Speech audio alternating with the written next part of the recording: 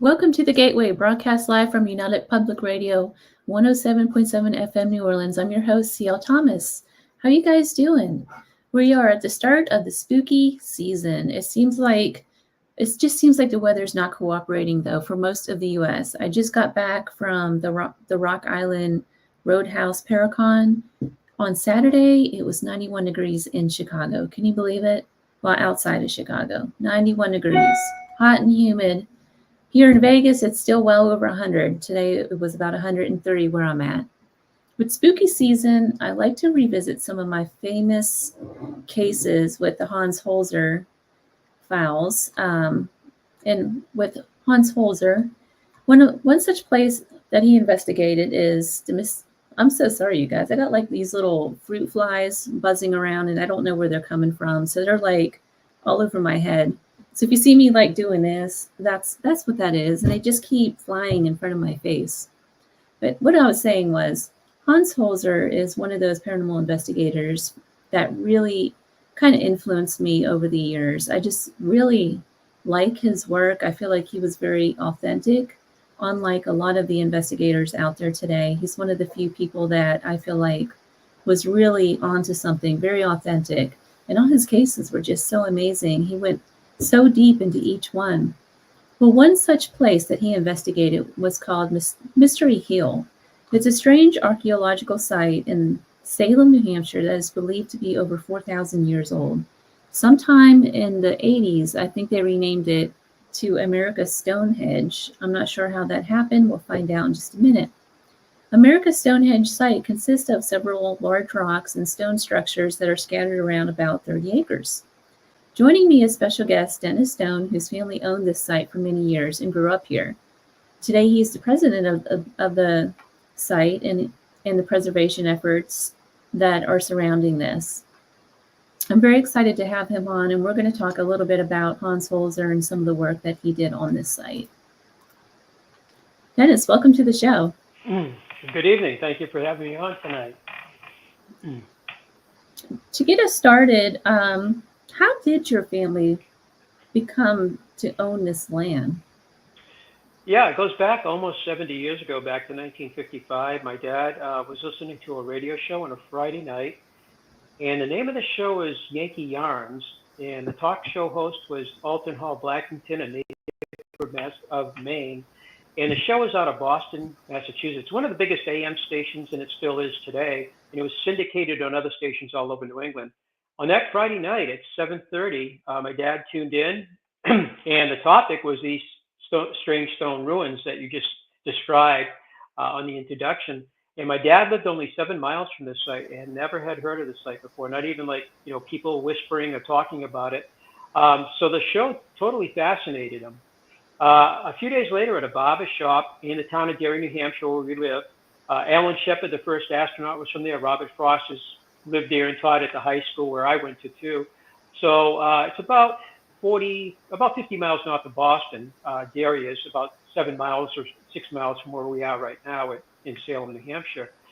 And at the barber shop, he's just waiting to have his haircut, picked up a magazine, thumbing through it, and we got to one article, and it was all about these stone ruins that he had just heard on that radio show just a few days later. So it's quite a coincidence. He asked the barber, his name is Warren Haywood, he goes, hey, can I borrow this magazine? He goes, well, how old is it? He goes, 1952. It's been sitting here for 3 years. So fortunately, nobody threw it away in that 3 years, or we may not be talking tonight, possibly, because that really kind of triggered it for my dad. He took the magazine home that Saturday at my aunt and uncle's in that same town, playing cards with about 10 people or so. And he passed the magazine around, and like himself, nobody, as they looked at it, knew about this site until they got to my aunt and uncle, my mom's sister. And they looked at it and they said, oh, wow, we went there in the 1930s on our bicycles when they were dating. So they would ride their bikes down and have a picnic on the top of these stone ruins back in the 1930s. So, of course, my dad's next question is, can we find the place? They said, it's been 20 years. We haven't been there since. We can go try to look for the place, but it was not open to the public. There were no road signs. It wasn't a place that people went to unless they knew it was there, kind of, just local people. Like my aunt and uncle found out about it somehow from somebody. So that Sunday they drove around. I was 18 months old, so I'm kind of dating myself. and I probably stayed with my grandparents. So they went down and they rode around North Salem, New Hampshire, and they finally found a road that looked somewhat familiar, parked the car, and they walked a half a mile up the hill.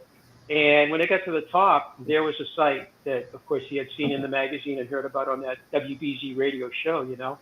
And he climbed under the chain link fence. It had barbed wire on top. It was locked up. It's about a 1 acre area.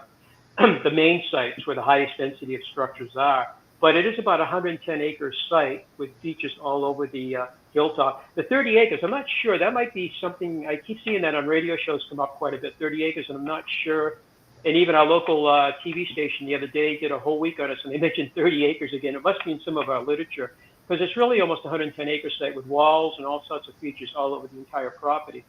But he spent quite a bit of time inside the site, wandering around, looking at it. At that time, the site had been under archaeological work since the late 1930s, but there was still a lot of, bushes and debris, and they lost sight of him in there. And he finally crawled out underneath the fence after about an hour and was kind of blown away by the place. And mentioned to my aunt and uncle, my mom, that the place is fascinating. He'd like to get involved with research. Maybe open it to the public at some point. And at that time, my mom and dad had just built a house. They actually built it themselves with the help of relatives. My sister was on her way, and my dad had a new job as an engineer at AT&T Bell Laboratories. He had just got out of the Coast Guard. He had served the Coast Guard for several years up in Canada, actually, for the U.S. Coast Guard, up near where the Vikings landed, right across from Lonzo Meadow in Newfoundland. He was actually in Labrador. And we just visited that site last year. It's really a beautiful area, but he was there in the early 50s before they found the Viking evidence. So my mom said something about, you got rocks in your head, and I guess he did. He took it, very, very passionately, this whole thing, and he started doing some research, met the owner of the property, and then 3 years later, after working with the owner, he worked out a lease agreement to open it to the public. It was actually the summer solstice was a soft opening in 1958. In July 12th, they had an opening with the governor, the actual official opening. So we've been open for about over 66 years now, but it was almost 70 years ago that we first went to the site. And I went there as a baby too, to see these ruins, So that's my family. I'm the second generation. My son, he's an engineer at Raytheon, but he is involved with the site. His wife, he met in college, actually has been with us since they graduated from college. She's one of our staff people in administration there. I have a granddaughter now. She's 4 years old, and she's there, except for preschool. She's usually there during the day, helping us out, doing her thing there. So 4 generations. So that's how I got involved. Just wrapped up into this place. Yeah. Well, we all had careers. My wife had a career with Chrysler Financial, and she had her MBA. So she was with a couple companies, and I met her in '84. And then 9 years later, she decided to leave the corporate world and just run the place. And then I worked for the airlines for my whole career. I went into flying, but on my days off, I was working at the museum. And so it's my passion too. No, there's been a lot of research done to this place. What have you found out through the LIDAR and carbon dating? Yeah, we've been doing a lot of different new type of technologies, and LIDAR is fairly new. We started using that in 2020. We did 16 of the 110 acres, and a gentleman had the handheld LIDAR. He contacted me 4.5 years ago. He's from Connecticut, and he said, I'm a landscape architect, but I just got into LIDAR a year ago, I guess in 2019, and he said, I'd like to come up and do take some images of your site. And I thought, well, that's a great opportunity. So he started in the spring of 2020, and he did about 16 acres. His unit's $50,000. It shoots out 80 meters, 16 lasers, a high definition camera, pretty sophisticated unit.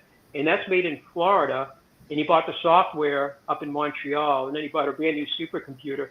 And just on that 16 acres, it spent 600 hours processing the data. We have 1 terabyte, I guess, hard drive of that data. And you can see down to a centimeter, approximately a centimeter. And you can actually go out like you're in space looking back down at the place. You can go all around it. The light has been amazing. And one thing we found, we didn't realize, is that some of the floor plans of these structures, there's a chamber in ruins, which looks rectangular. There's a patty chamber that looks rectangular. There's a courtyard area that settlers actually built a wooden house over back in the probably the late 1700s, the Patty family. And we thought it was rectangular too. And the big table, I think you have a photograph of the table, it looks like a rectangular groove on it. And there's actually a niche next to the table. We used to call it the animal pen. It's an open, stone-made kind of, looks rectangular with two little niches, like you could put food in there, next to the table. But what we found out is they're all trapezoid in shape. The floor plans are all trapezoid. That LiDAR helped discover that, if you will, for us. But carbon dating started in 1967, and we've done 16 of them on the site. The oldest on the main site now is 4,000 years old. That was 1971, an excavation with a charcoal.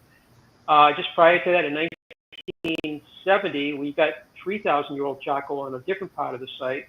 And in 1969, back to where the 4,000-year-old charcoal was, we found charcoal that dated to about 3,000 years old. And in that mix, they found hammer stones, rubbing stones, stone scrapers, stone picks, and stone spallings, little plates of stone. When they were making the site, they used big slabs of stone that they actually detached from the bedrock. So they'd work a fissure or crack, they would raise the stones up, and then they would dress or shape the stones using a technique called percussion flaking. With hammer stone, striking the edge of the stone, knocking off little chips to get the shape of the stone they wanted. Even the table, the astronomical alignments, the roof slabs, all of that.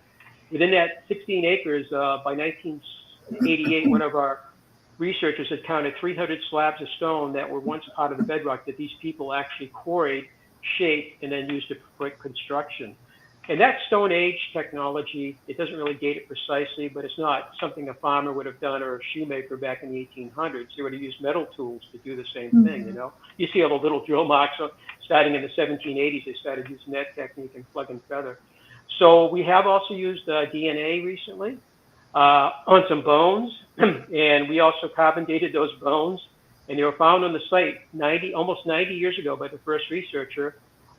Basically on bedrock with a little bit of dirt. There were 3 bones, and were these human? I'm sorry.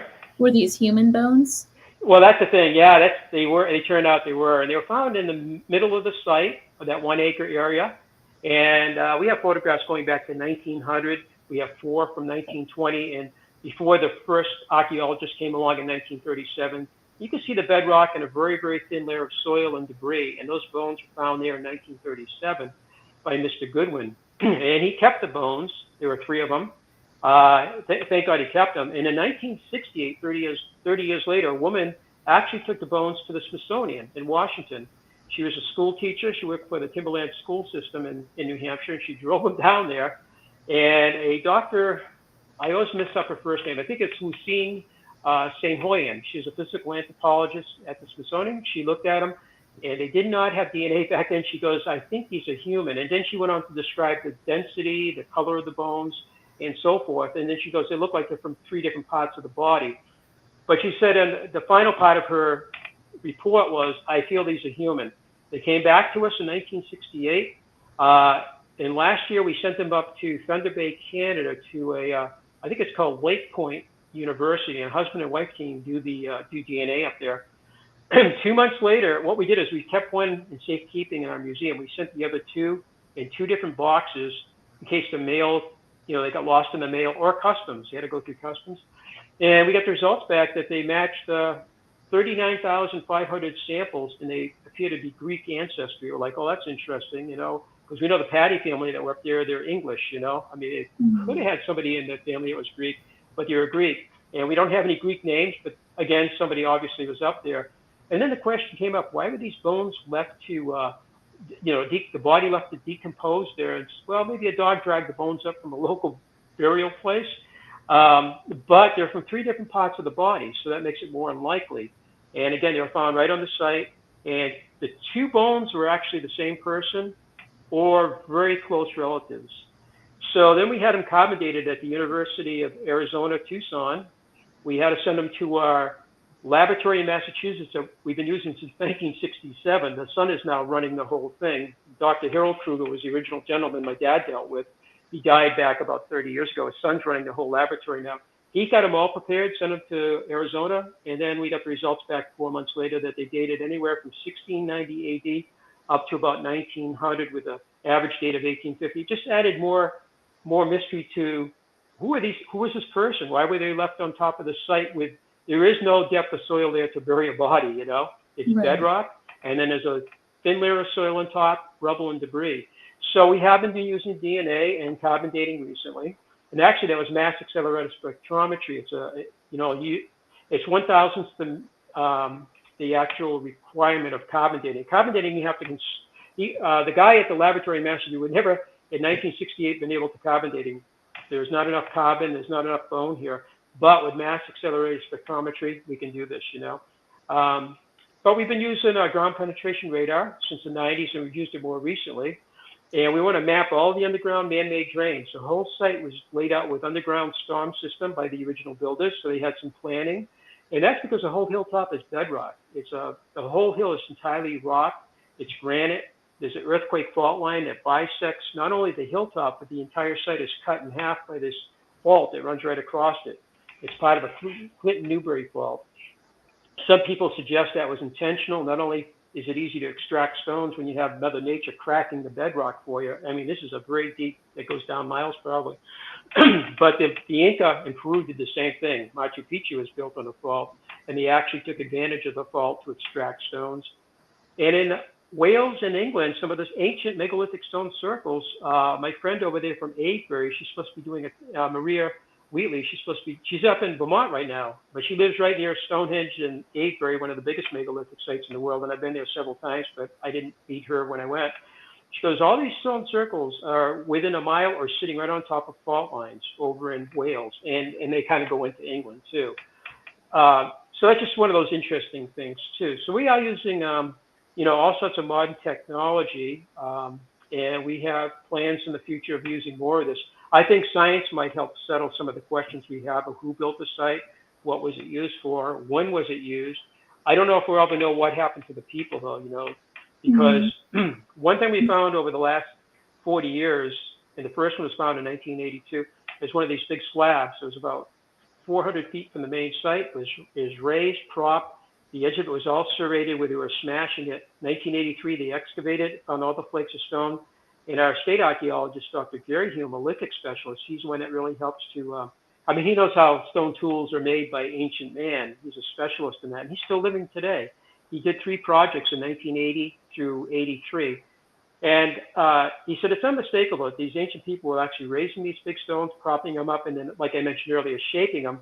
But since then, we found 34 all over the hilltop, and these stones never made it to the site. So it came as a big, kind of a surprise, I think, that these people, whoever they were still building this place and had grand plans and moving these multi-ton stones up the hill, maybe to the main site for further construction, and then something happened. It's like, where did they go? Why did they stop? Was it warfare? Was it disease? Was it environmental? Was it something else that drove them away from this site? Because it looked like they were building it over a long time and they just abandoned everything. And that does happen at other sites too in the world, Is there any similarities between this site and the actual Stonehenge over in England? It's not, yeah, we get that quite a bit. It's actually, the name was changed in 82 to better reflect the astronomical alignments. And our alignments are similar with the solar and lunar alignments. However, the form of our structures are much closer to some of the other 50,000 megalithic sites in Western Europe. We were looking at a couple before the show, and I've seen the same kind of structures over in Ireland. We've been all over Europe, actually. And Stonehenge is so unique with all the large, monoliths stood up. And it has small monoliths and very large ones, and also it has the trilithons in the center. And so Stonehenge is quite unique, but functionally ours is very similar. But we also have 24-star alignments that Stonehenge does not have. And we have what we call the cross-quarter days. And recently, we had a lady visit us about 10 days ago, and I didn't wait on her when she came into the museum. She went up and did a tour for an hour and a half. She came back down, and she bought my book. She was about ready to leave, and I said, "Oh, where are you from?" I could tell she had an English accent. She goes, "Oh, from England." And I said, "Oh, that's really nice. Thank you so much for visiting." She goes, "Well, actually, I'm one of the administrators at Stonehenge." So I was like, "Wow, this is pretty cool." I said, "Well, I've been there. I've been there a number of times in the 80s and 90s, but I haven't been recently." So I just got another letter back just a couple of days ago from her saying how much she enjoyed the site and, what and time I took to talk to her. and she's been showing it to both visitors and to some of her staff over there. The book on our place. But again, Have there been reported any paranormal experiences or sightings at the site since you've been there? Yeah, at our site, I mean, there's been different types of things. Hans, of course, we mentioned Hans Holzer, and he started coming in 1970 to our site. And in 1974 was kind of a big year with Hans, and he brought in 3 different psychics. And one came on like July 12th, one on November 12th, and the other one might have been in the spring. I forget if it was May or April. So it seemed like be on the 12th. And they would fly out of New York City. My mom would pick him up at the Manchester, New Hampshire airport. And we have all the reports of that. And one of them was Ethel Myers. She came on November 12th. She was an elderly lady at the time, and she was very, very famous. Ingrid Beckman was another one he brought up in the summer, and she was kind of new to the paranormal, or getting her feet wet, I guess, And Hans thought she had a lot of potential. And then Nancy Abel was another one he brought up. And there were others too in other years, and I don't recall the names. But the results of that particular year, Hans wrote a book in 1992, almost 20 years later. It was called Long Before Columbus. And Hans, the foreword was written by Barbara Hand Cloud. And Hans, throughout the entire book, not only gets into the archaeology, but then he gets into the paranormal. And he gives you the readings by the 3 different people. Mm-hmm. And on November, he had 3 psychics come up and do impressions. Yeah, exactly. Yeah, and because he recorded them both with a recorder, and also he took video. I mean, he had it like 8mm Super 8 or whatever it was back then. Hans was good with that. He would record everything. And I guess he has, I don't know how many tapes he has recording of different people he did during his lifetime. His daughter said his files are very, very extensive. But when Ethel Myers came on November 12th, Betty Hill and Bonnie Hill, the New Hampshire couple that were abducted in 1961. Betty must have heard about this in the newspaper. She lived in Portsmouth, New Hampshire, about 30 miles away, and she made her way over to meet Hans and also to meet Ethel Myers. And she wanted a reading by Ethel.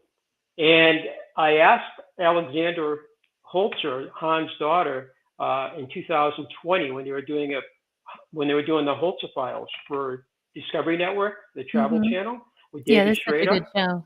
Yeah. Yeah, and as it turns out, I asked her, "Do you know if the recordings or even maybe 8mm film of her giving this reading to Betty Hill?" And Alexandra thought it was interesting. She goes, "I will check my dad's file." So I'm going to get back to her and see if she ever found it, because a lot of people in that paranormal, the UFO, would be very, very interested to see what Ethel Myers had to say about that. So if anybody's interested, I bet you can find the book. It's 1992. It's called Long Before Columbus, and it goes into all of what these psychics, I can't remember all the details, but all 3 psychics and what they experienced there, during that year. And then in 76, he was there to do Leonard Nimoy's In Search Of. He produced that whole episode. And he was part of that on the Holzer files. And I'm in the background. I think I was walking Ethel Myers up with my Uncle Oz. So I'm like, because I used that, I'm like, oh my gosh, I hadn't seen that for 50-something, 50-something years. It's pretty wild. We do have paranormal teams that have been up. I don't know if you're familiar with Jeff Belanger. He's one of the writers for Ghost Hunters. Ghost Adventures on Travel Channel. And he lives in Massachusetts. He has his own podcast. And he's been to our site a number of times. In fact, he brought up one of the hosts from that show. I got to meet him. He's one of the local guys, because I think there's 3, the other 2 live across the country. And so Jeff's been up there, and he's done his own work on our site. And I think you could look up Jeff Belanger and see what he has to say about our site. He made a beautiful calendar 10 years ago, and it shows the sacrificial table area. And then he has, that's 1 month, and then the other month are different houses that are haunted all over New England. It's pretty cool, That was a 2014. I kept that calendar, by the way. I still have it in my war room upstairs at the museum. Kind of stuck in time. But every fall we have different psychics. We just had 2 paranormal experiences. Last Friday night we had about 49 people come up, and it was kind of a sky watch. And it was 2 hosts, and they were involved with UFO, the UFO and the paranormal, And that was a lot of fun. And they told stories about Bonnie and Betty Hill, the incident at Exeter, and different other ones that took place in New England. But over our site, I mentioned they asked me to give a little talk. And over our site a couple of years ago, a mom and a daughter were driving up to visit us, and they were going around our hill on the road, and they looked up and they saw something unusual. They took the camera out and they took video of it, I think about 3 minutes. And what it looks like is a cube-shaped object flying on top of the hill. Unfortunately, that was about 3 years ago, and I tried to save that tape. It was on our email at our museum, and something happened, and it's gone. So I don't have it, but I wish you would come back and give us it again, so we can show it to people. I have my own experience. I saw a very bright light to the west of the property 3 years ago in February, and we live on property that abuts the museum. We bought the property back in the mid-'80s, built a house that's on the cul-de-sac, so we're lucky to get the land that abuts it. Yeah, I was just looking out our window. It was 9 o'clock February, nice night, and it's dark in our living room. We stay in what we call the sunroom. That's where my wife was watching TV. The light was on in there. And I saw this bright light, and it was extremely, extremely bright. I flew for 42 years. I flew about 30,000 hours. I even flew for UPS back in the 80s on the 727, mostly night flying. Anyway, I kind of know, what an airplane looks like and everything. And I'm looking at this light go off. That's a landing light. That's really a bright landing light. All of a sudden, about 3 seconds, the thing went straight to the ground. And I'm like, oh my God, what the heck, We don't have anything like that. It went right to the ground, I contacted Betty Hill's niece, Kathleen Marden. Are you familiar with her? No. She wrote a book with Stanton Friedman. He's really big. He passed away. He's Canadian, I guess. And I contacted her, and she's big in MUFON too, and she's on a lot of TV shows. She's written several books, one of them with two with Stanton Friedman, as a matter of fact. I said, what type of object would go straight to the ground? There's no big body of water there. And she said, well, Skinwalker Ranch in Utah, which you might have heard of, that's really, yeah. And she said reptilians, that was her answer to me. She's been to our site too when Betty came back in the 70s. She's living in Florida now. So we've had other occurrences here too. So, with UFOs, Was there any symbolism or alignments found at the site that would indicate ritualistic stuff happening there? Well, we do have inscriptions that have been found, and they were found in the late 60s, and they were put on display as unknown markings. And these are stones that may be about 1 inch to 1.5 inches in depth, and maybe a couple feet across, kind of like tablets, if you will. And they're still on display in our museum today. It wasn't until Barry Fell came along in 1975. He was a Harvard University professor of invertebrate marine zoology, but he was also a epigrapher, one that studies ancient script, and he knew about 15. He could read about 15 ancient scripts like Libyan, Phoenician, Celtic. Let's see what else did he did. I think it was Minoan Linear A. One of them hasn't been translated yet, but he also spoke several modern languages. From New Zealand, went to school in Edinburgh, Scotland, and then he came to the States, worked at Harvard University, visited us in '75. And he took a couple of the tablets back to his home in Arlington, Massachusetts, near Boston. And the results were, he said, well, and this took a little while for him to do this, but he said, you have Phoenician writing here. And one of them said that chamber that this stone was found at was a temple dedicated to Baal on behalf of the Canaanites, who were actually the Phoenicians. Also, we found Celtic Ogum, or Ogham, as they pronounce it, and Libyan. And his thought was, after studying this for many years, and he wrote America BC in '76 on our bicentennial year, and then he wrote 2 more books, but he wrote many different publications called the Occasional Publications for the Epigraphic Society, which he founded that in 1974. They had like 1,200 members, and it's still going today. That group is still going. He died in '94. But he said that he felt that these people came out of Spain and Portugal. And so he felt that, like we do, is the site's a ceremonial site. It's not a place where people live. We think it was probably where they celebrated solstices, equinoxes, the cross-quarter days. Probably priest or shaman could have stayed in the oracle chamber. There's like an 8-foot bed that you can climb into. It has a window. And that chamber has 5 closets. It has a deer carving. It has an arrow carving. It has a chimney flue with 2 stone louvers. Unfortunately, in 1958-59, I guess it was the first year we were open, somebody stole the 2 stone louvers. All we have is photographs. Oh, I don't know if it was one of our visitors or somebody came up after hours, but that's a shame when people steal things like that. That's a shame. It's really, it's really vandalism basically. It Yeah. has a bench seat in there, and this chamber is it's amazing. It looks kind of like the letter. I think it looks like the letter T if you took the roof off. But Mr. Goodwin back in the 30s named it the Y cabinet. He thought it looked like the letter Y, and it is right next to this sacrificial table, which is a stone that's about 9 feet by 6 feet, and it has that big trapezoidal groove on top of it with a speaking tube coming out underneath it. And the table sits on 4 legs. A speaking We tube? Is that what you Yeah, said? yeah, it's actually in one of the pictures I sent you. It's Yep. maybe 10 inches by 12 or whatever, and it goes 6 feet through the wall, and it comes out underneath the sacrificial table. We think somebody would stand inside the oracle chamber and speak through there, and the voice will come out. If you're standing above the table on a ramp, looking down at the table, and I think I have a couple of shots looking down at the table. That's where we think people would watch a ceremony if that's what it was used for.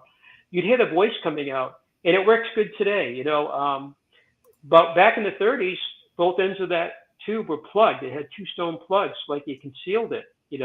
And one of the young men working for Mr. Goodwin, named Paul, actually wiggled a stone inside the chamber in 1937.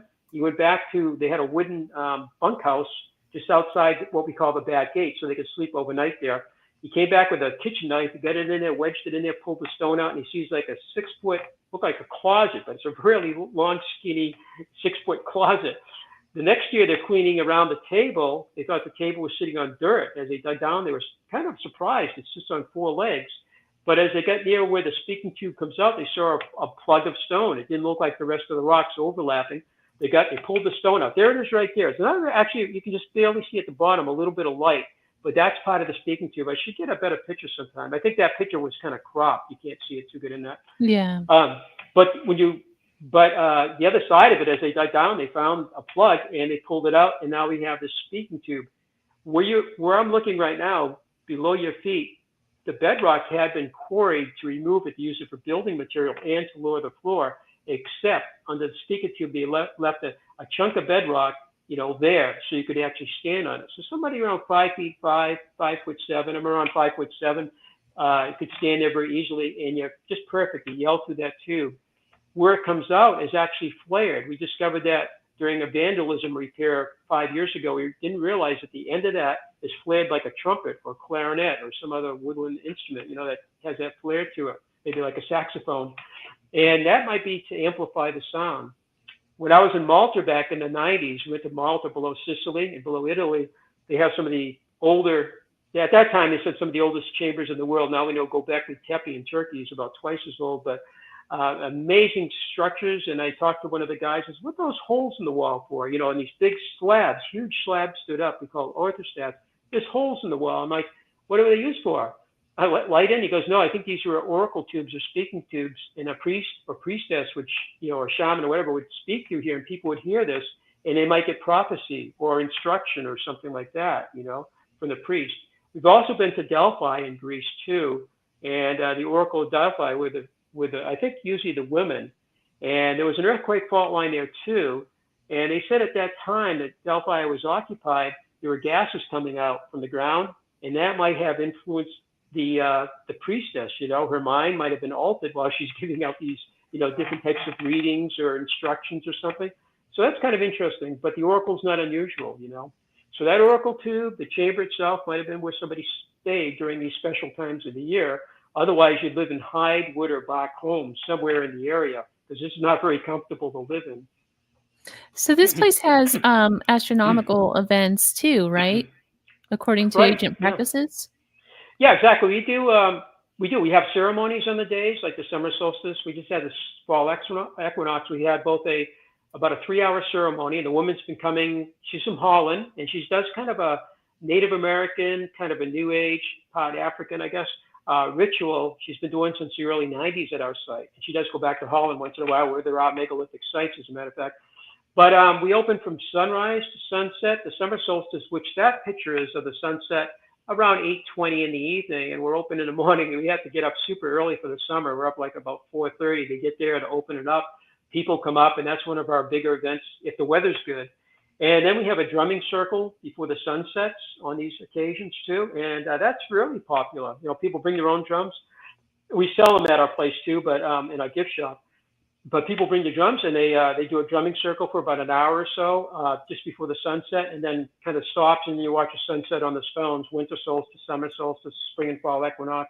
Winter solstice will be the next one coming up just in a couple months. So hopefully we don't have a blizzard. With a blizzard, it's a little rough. We do snowshoeing up there, but we do open it up for a snowshoeing center, but it does get a little rough then. Do you ever notice the differences in the energy around a place whenever these ceremonies take place? Well, I've heard people say that are very sensitive to that, and they say that they feel a certain energy there during the solstices, equinox, cross quarter days, those events. Myself, I just feel a lot of peace and harmony. I've always have since I've been a kid. It's just very, very peaceful. I walk my dog up there after work because we live beyond that summer solstice. Our home is down there somewhere about 900 feet away on our own property. Like I say, that we bought in the 80s. We're so fortunate to find a cul-de-sac, that we could do that on, and have access to the property. So I go up there quite often to just sit up there in the evening when everybody's gone. It's very, very peaceful. But I have done a little bit of, I tried the dowsing rods, and I seem to do okay with it. My dad actually dowsed the first well at the museum using that. What we do have, and I think Maria's going to get into that, the one from England, she's big on dowsing. Her dad visited us 44 years ago. He wrote a couple books, and he was impressed by our site, I guess, back then. She's never been to our site, but she wants to do 2 workshops on the May Day, which is big, the ancient Celtic May Day of Beltane. But Native Americans also, when you go to Mesa Verde, they celebrated the cross-quarter days too. I was rather shocked when I got there in 1990, the first time. We were there more recently too at Mesa Verde. They do have the quarter days, spring, winter, summer, and fall. They have the days in between. And I'm like, wow, we got that too at our site. Stonehenge does not have the cross-quarter days. Although the lady that was there the other day from England, the staff says, I think if the archaeologists would open their mind up and look at some of the alignments, I think we would have the cross-quarter. So I don't know where that stands, but at this moment, they don't have the cross-quarter days. So we do have celebrations on those days. We open special in the morning and close in the evening. And the drumming circle is one thing. The other the spiritual ceremony goes on, I think, from 1 to about 4:30, on those days too. But she's going to do dowsing up there. And we have found about 30, actually found 2 more this week. And I think that is number 30 windows. These are windows in the stone walls that lie all over the hilltop. The first one was found in 2016. And today, just last week, I found 2 more. I was cleaning some firewood up there, and I'm like, I got 2 more here. I think I took photographs of them. And actually, it's part of a serpent wall, I believe, too, because we started finding serpent walls shaped like snakes here. Mm-hmm. So I think there's a spiritualism with the serpent, whether it's Adam and Eve with the Bible, or St. Patty driving out the serpent, or the Egyptians with the cobra. But the Native Americans, if you just look at the pottery and the artwork, the petroglyphs and the petrographs out west, the serpents everywhere. In Mexico, we've been down there, and it's Cuculcan and Quetzalcoatl. South America has a serpent.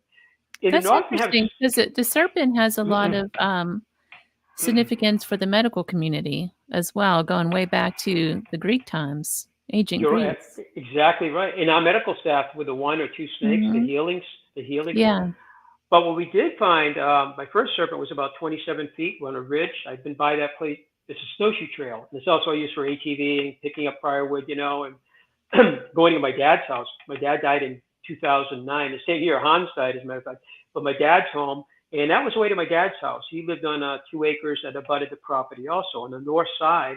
And I went by one day. I looked over about 65 feet. I'd seen the walls, I don't know, hundreds of times. It was in the woods. The light just went through the trees.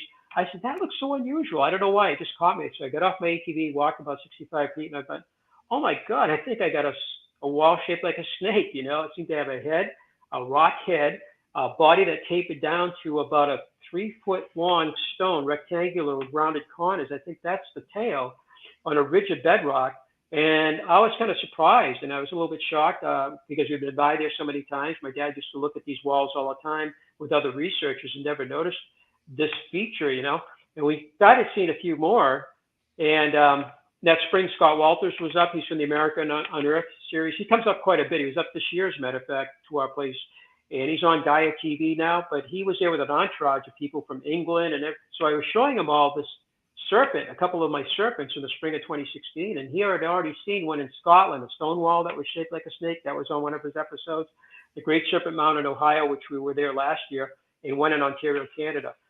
So yeah, the serpent's kind of big. We What's have them interesting not. about that is that you found bones that had, from what I recall, what you said earlier, you found bones that the DNA indicated that they were Greek. Right, Is that right? exactly. And That's so the correct. Yeah. snake, Caduceus, is actually from Greek mythology. It is, yeah, exactly. Yeah, a lot of that mythology, and we're kind of into that. I will say one thing about those bones too that was reported back in 1968, is that the bones had markings on them. The bones had scratch marks or some sort of I forget what the word was, like incised or something like that, while the person was alive. So maybe this person was injured somehow, and might have lived a little while. So there were some markings on the bone that kind of, raised their eyebrows when they saw that at the Smithsonian. We still don't Hmm. know what the story of that is. Um, but today we have 30. So some of the serpents are straight, some have a 90-degree tail, some have a bent tail or a 90-degree head and tail. Some are S-shaped. A couple of them, I think we have 4 now that are actually, they bite their tails, the Ouroboros. And if you know, like ancient Egyptian, Greek, and others, that Ouroboros is like the circle of Hmm. life, infinity. It can be Right. wisdom, wholesomeness.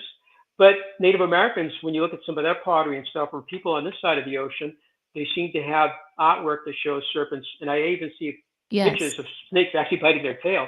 Yeah. So, so one That's of the ours is circle of life. the circle That. of life. Yeah. Yeah. So we have that, but these serpents now, they're over 400 in Connecticut, in the town of North Stonington. That town has over 8,000 different stone features, chambers, standing stone, cairns. Everything we have at our site spread over 35,000 acres. That came to us in 2016 when a book was written by a guy named Mark Starr, who lives there. He writes for Yankee Magazine. He writes about New England fishing villages. He's a photographer and a writer. And he wrote this book after living there 30 years by 2016, because these aren't built by farmers. The land here is hilly, swampy, treacherous. Because the soil is not arable for growing crops. You could put animals out here to graze.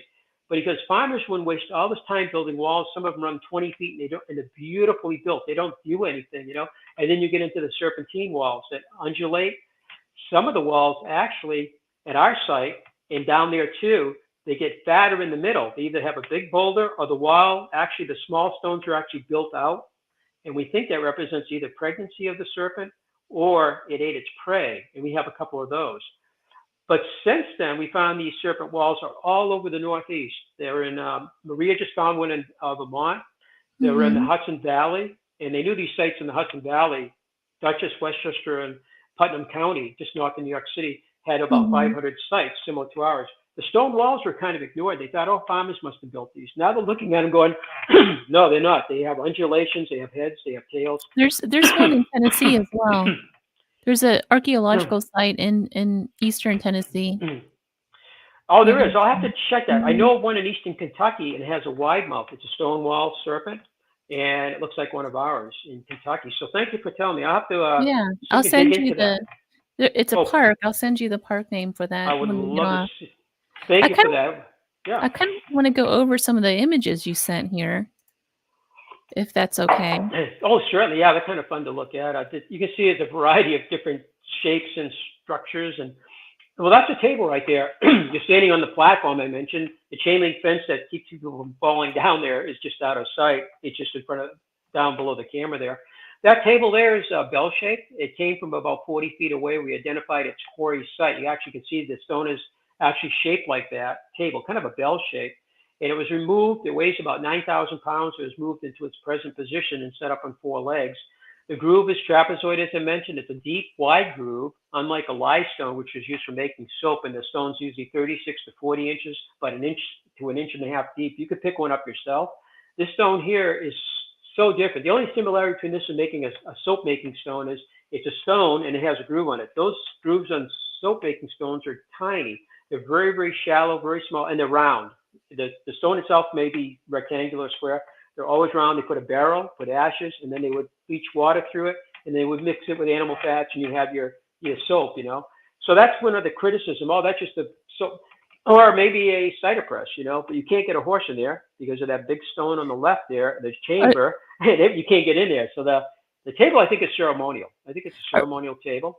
Are these stones all, are they limestone? No, they're all granite, actually. Granite, okay. Granite, yeah. It's made out of mica. That gives a shininess. It's made out of feldspar and quartz. So it's a pretty hard stone. It does come up in layers. It is foliated. And if you look to the left and the right of the table, you can see all these little part of the wall there.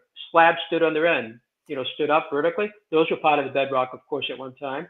And then the monolith on the left side of the table, and just beyond that, it's that little animal pin. It's kind of hard to see. And you can't see the shape from here, but it's actually a trapezoid shape too. To the right of the table, you can see a standing stone. And if you went further to the right, you go into the oracle chamber that way. Behind the table, almost 30 feet across where all that grass is, that's the roof of the oracle chamber. And we did OSL dating with that, optically stimulated dating in 2020. And that result was that the dirt hasn't seen the light of day since 1550 AD. And that's important because people that are skeptical say, oh, the Paddies built it in the late 1700s or 1800s. That dirt hasn't seen a light of day, and that chamber was there before the dirt came.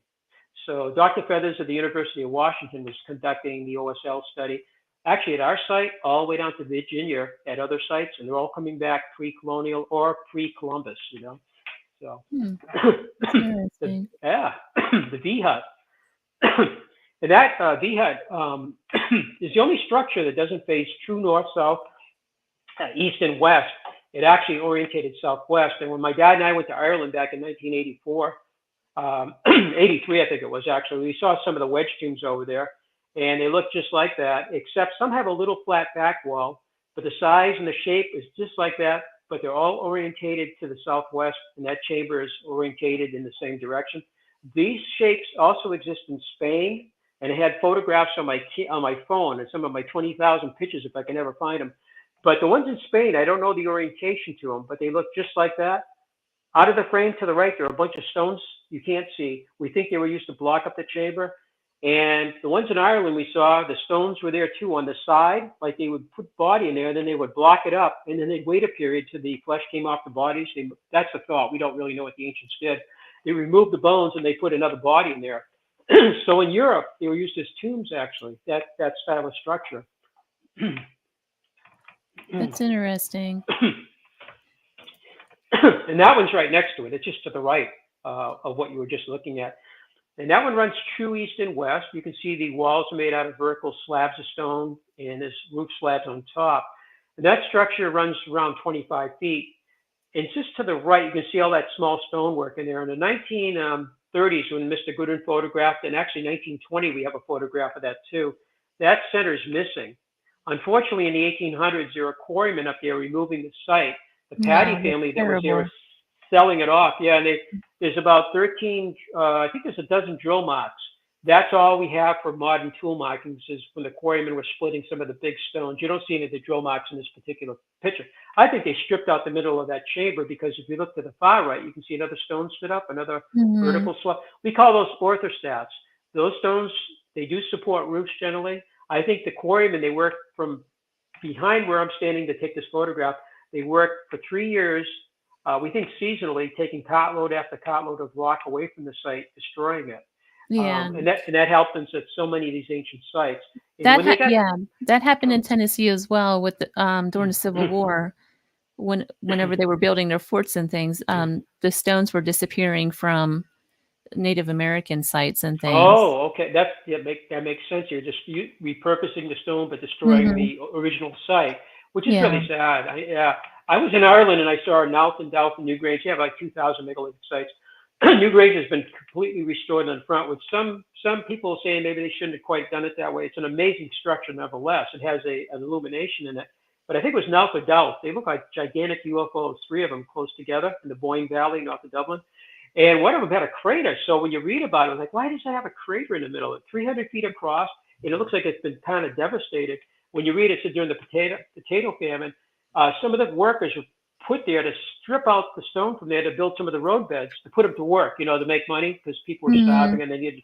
So it was for a good cause, but unfortunately, it was kind of a bad thing that happened to the structure, Yeah. Basically, that's looking back at the east-west chamber, and again on the very right, you can see one of the big slabs. So I think that was a complete.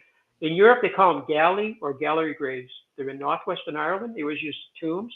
They're in Holland. They call them the giant's bed or the Hoedenbidden, the giant's bed. And they're also in France. And when I visited France, I saw them near Karnak, where you see those 3,500 rows of stone. They have one of these structures right near it, and they have what looks like our chamber in ruins, which I've never been able to find again. I didn't have my camera. I didn't take a picture of it. This is in '84. I didn't have a cell phone back then. My wife had left me on the bike by mistake, and I didn't see her for 3 or 4 hours later because I took a quick turn and said, "Hey, come over here. We got to see this thing," you know. And I saw her back at the hotel, and she wasn't too happy with me, and she had the Nikon camera. So, but anyway, it's so similar to what we have at our site. This structure is called the south-facing chamber, and unfortunately, part of it's missing on the left side. I think it's about where your head and my head are on the screen here. But this chamber faces south.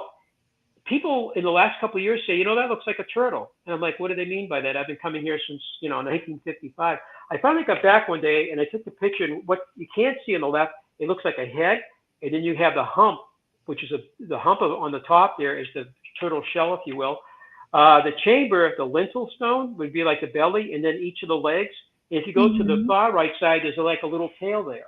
And again, without that head showing, you don't quite grasp or appreciate. We don't know for sure, but we know turtles were big to ancient people, along with serpents. Maybe they designed that as a turtle. It'd be a profile from the side looking at a turtle. And when you see it today, you look back like, how did we not see that 60 or 70 years ago? It's easy to miss, It's easy to miss. Yeah. But our visitors told us, look at that. I'm like, oh, okay, I will. I'll have to look into that more about what the turtle even means.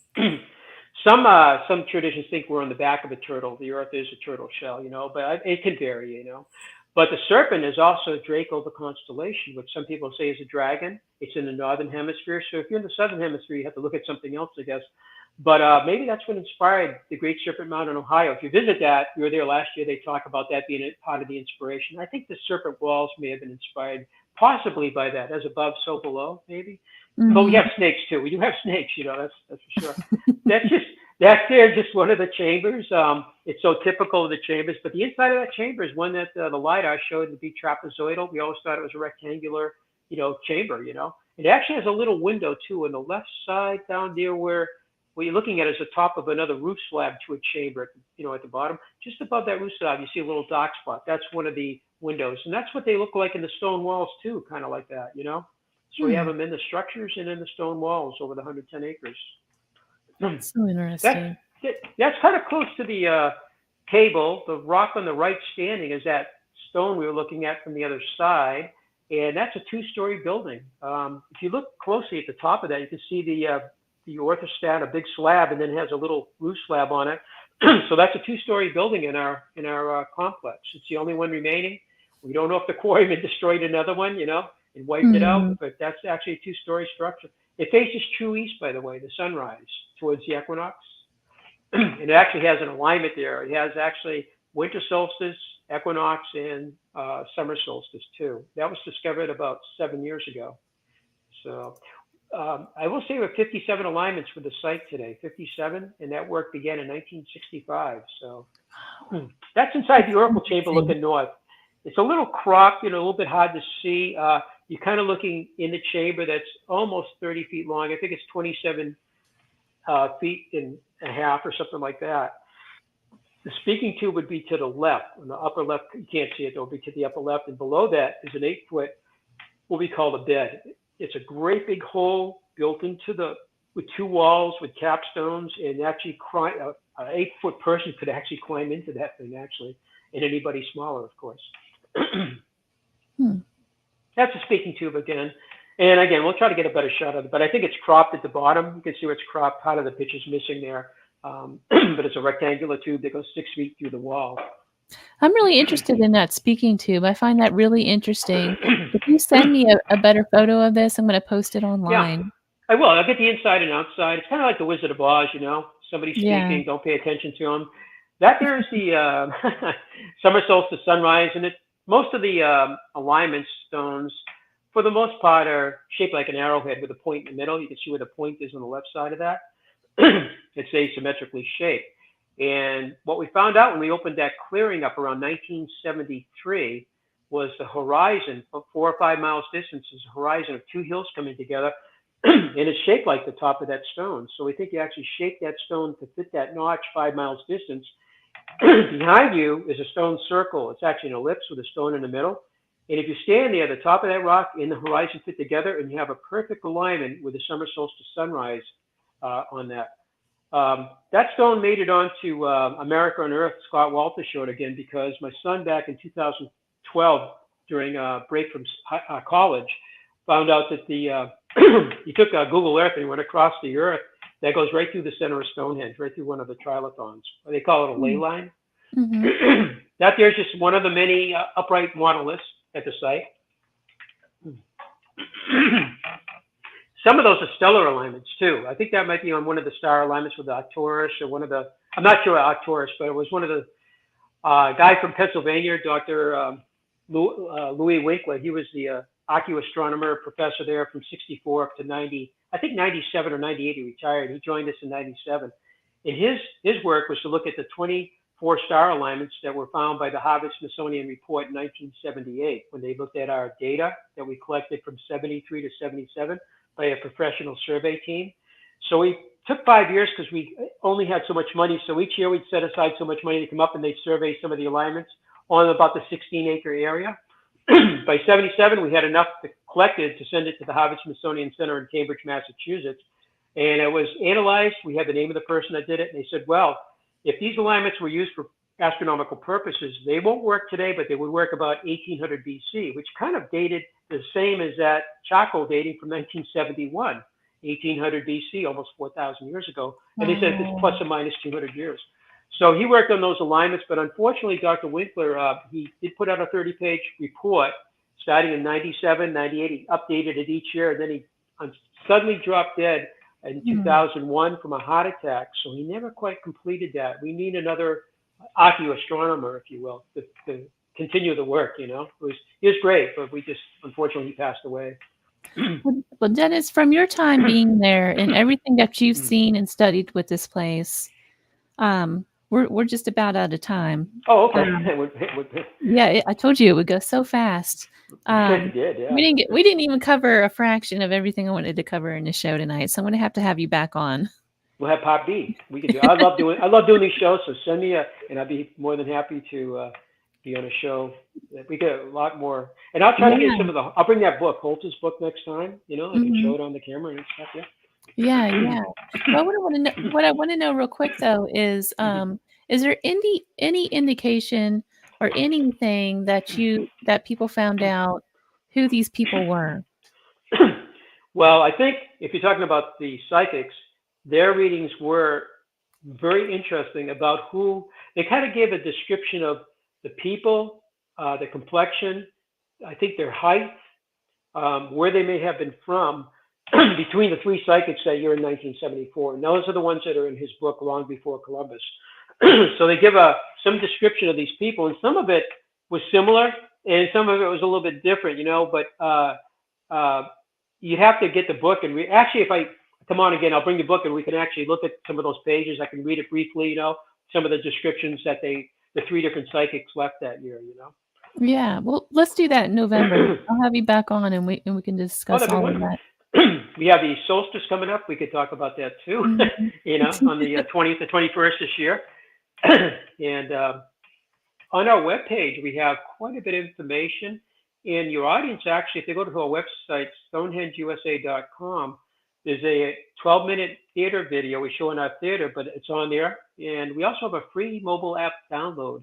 And if you put it on your phone from your couch, it has it does what our tour guide map does, but everything's numbered. It has a picture of the structure. It has a textual description of it, and it actually talks to you about the structure. And if you're up there using it on your phone, you can walk along, and it does what the paper guide does, but it has more in-depth information, and people really like it.